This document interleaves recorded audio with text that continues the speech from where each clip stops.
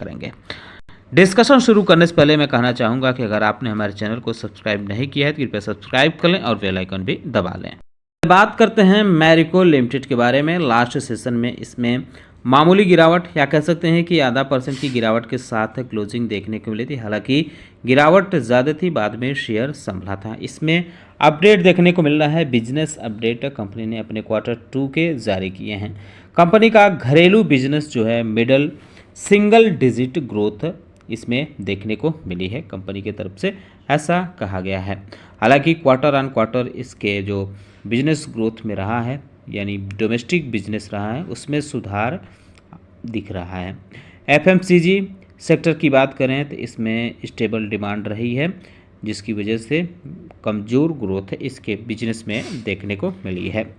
वहीं quarterly business जो update में कंपनी ने ये जानकारी दी है कि जो उसका पैराशूट कोकोनट ऑयल का बिजनेस है उसमें mid single digit volume growth रही है। सफोला ऑयल्स की भी कमज़ोर रेवेन्यू ग्रोथ देखने को मिली है। इसके पीछे की लो सिंगल डिजिट इसकी ग्रोथ देखने को मिली है।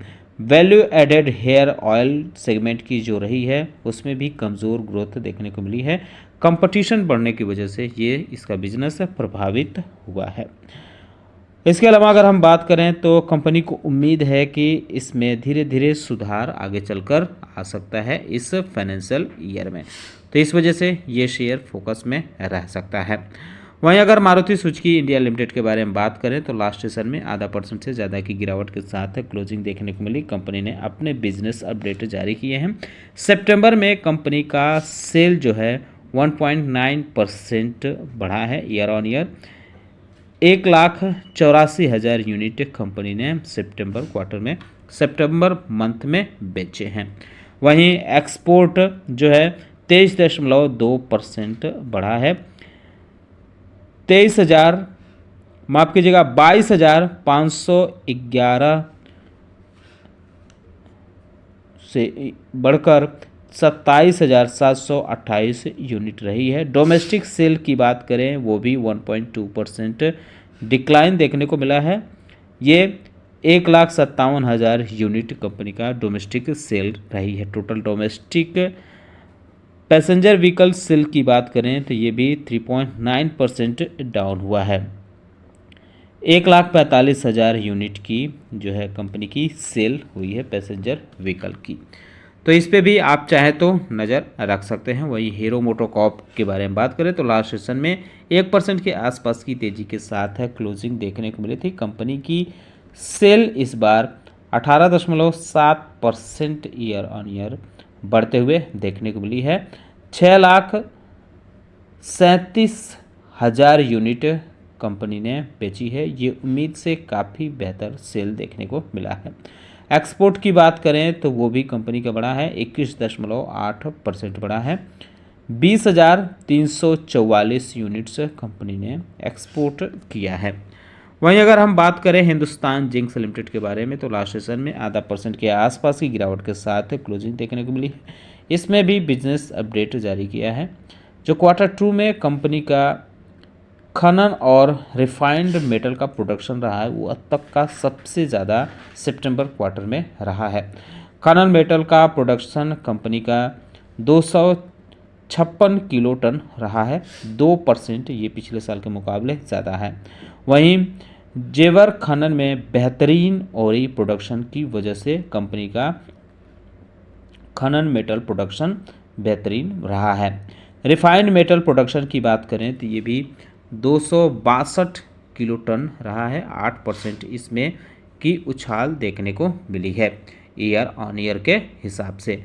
अगर इसके अलावा अन्य चीज़ों की बात करें तो जो सेलेबल सिल्वर है, जो यानी बेचने वाली जो सिल्वर है, चांदी है, उसमें भी 2% ईयर ऑन ईयर ग्रोथ देखने को मिली है और 10% क्वार्टर ऑन क्वार्टर रही है। 5.9 MOZ ये देखने को मिली है इस बार के क्वार्टर में। अशोका बिल्डकॉन लिमिटेड के बारे में बात करें तो लास्ट सेशन में 4.25% के आसपास की तेज़ी के साथ क्लोजिंग देखने को मिली थी। कंपनी को 2 ऑर्डर मिले हैं, 1264 करोड़ रुपए के ये ऑर्डर मिले हैं।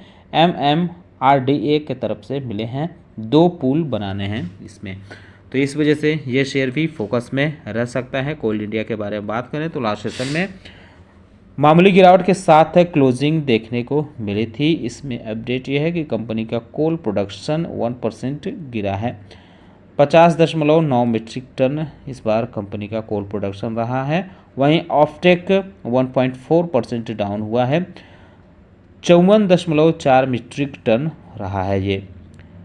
फर्स्ट हेल्फ प्रोडक्शन जो रहा है वो 40 रहा है पूरे साल के टारगेट का, तो इस वजह से ये शेयर भी फोकस में रह सकता है।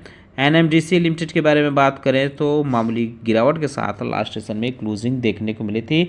कंपनी ने बिजनेस अपडेट जारी किए हैं। कंपनी का जो प्रोडक्शन है 1.3% बढ़ा है, 3 से बढ़कर 3.4 मीट्रिक टन इस बार हो गया है। वही सेल्स की बात करें तो ये 13.8% बढ़ा है, 3.11 से बढ़कर 3.54 मीट्रिक टन कंपनी की सेल्स रही है।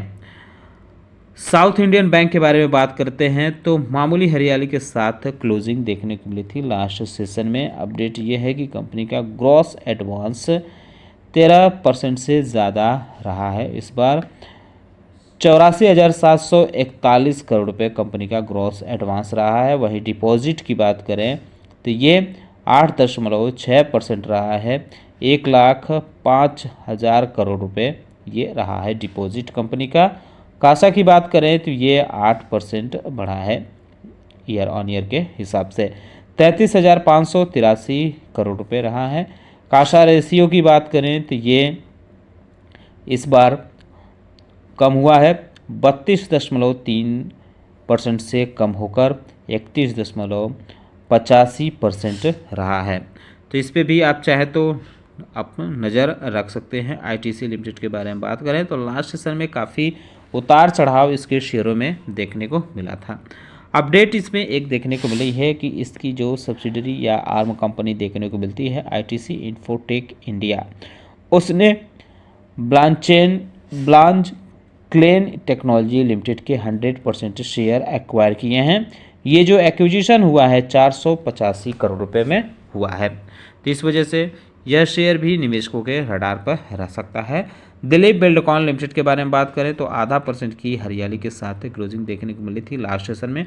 हालांकि शुरुआत इसकी काफ़ी बेहतरीन हुई थी, लेकिन बाद में इसमें गिरावट के साथ रही थी क्लोजिंग। हालांकि टोटल हरियाली में ही इसकी क्लोजिंग रही थी। अपडेट इसमें यह है कि कंपनी की जो आर्म कंपनी देखने को मिलती है बेंगलोर मलार हाईवेज और मलार बेंगलोर हाईवे, इसके 26% स्टेक कंपनी ने अल्फा अल्टरनेटिव होल्डिंग्स को ट्रांसफ़र किया है। 125.3 करोड़ के लिए ये ट्रांसफ़र देखने को मिला है। इसके अलावा नरेनपुर पूर्णिया हाईवे के 26% स्टॉक अल्फा अल्टरनेटिव होल्डिंग्स को ट्रांसफ़र किए हैं 111 करोड़ रुपए के लिए।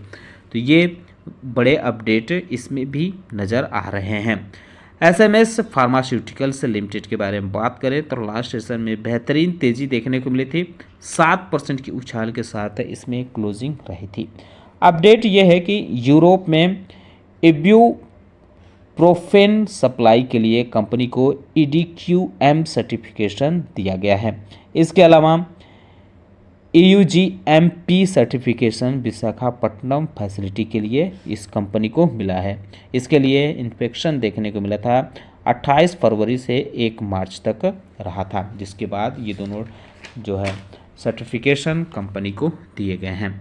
वहीं अगर हम बात करें उज्जीवन स्मॉल फाइनेंस लिमिटेड के बारे में तो गिरावट के साथ लास्ट सेशन में क्लोजिंग देखने को मिली थी।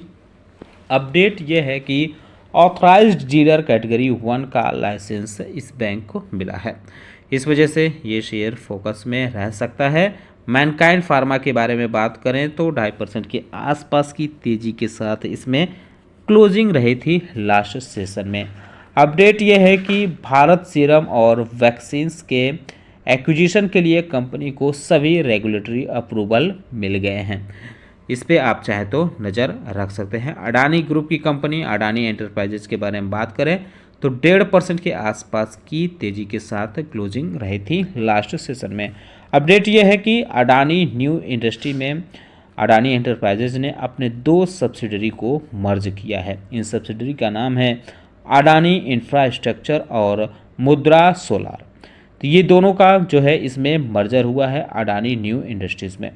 किस लिए हुआ है? ग्रीन एनर्जी स्ट्रक्चर को मजबूत करने के लिए कंपनी ने ये फैसला उठाया है या कदम उठाया है। तो इस वजह से आप चाहे तो अडानी ग्रुप के इस शेयर पे भी नज़र रख सकते हैं। कुछ और चीज़ें हैं जैसे आरबीआई मॉनेटरी पॉलिसी की कमेटी की जो मीटिंग है ये 7 अक्टूबर से शुरू हो रही है। तो 9 अक्टूबर में को जो है इसका फैसला सामने आ जाएगा कि इस मीटिंग में क्या फैसला लिया गया है। बहरहाल कुछ एक्सपर्ट का अनुमान भी देखने को मिल रहा है। अधिकतर एक्सपर्ट ने अनुमान लगाया है कि रेपो रेट में कोई बदलाव इस बार आरबीआई नहीं करने जा रहा है। बहरहाल जो भी होगा ये 9 अक्टूबर को पता चल जाएगा। लेकिन 12 एक्सपर्ट के हवाले से कुछ मीडिया में खबरें दिख रही हैं, उसमें से 12 एक्सपर्ट्स में से 5 ने कोई बदलाव के पक्ष में नहीं दिखे हैं। 5 एक्सपर्ट जो हैं नो चेंज के पक्ष में दिखे हैं, 5 न्यूट्रल के पक्ष में दिखे हैं, 1 एक्सपर्ट चेंज के पक्ष में दिखे हैं, एक अलग चीज़ में दिखे हैं। तो इस वजह से इस पे भी आप चाहे तो नज़र रख सकते हैं क्योंकि ये सारी चीज़ें जो है हमारे बाज़ार का रुख तय करती हैं। जीडीपी ग्रोथ की भी आंकड़े आने वाले हैं। ये इस बार अनुमान है कि 7.5% Q2 में कंपनी का जीडीपी ग्रोथ रह सकता है।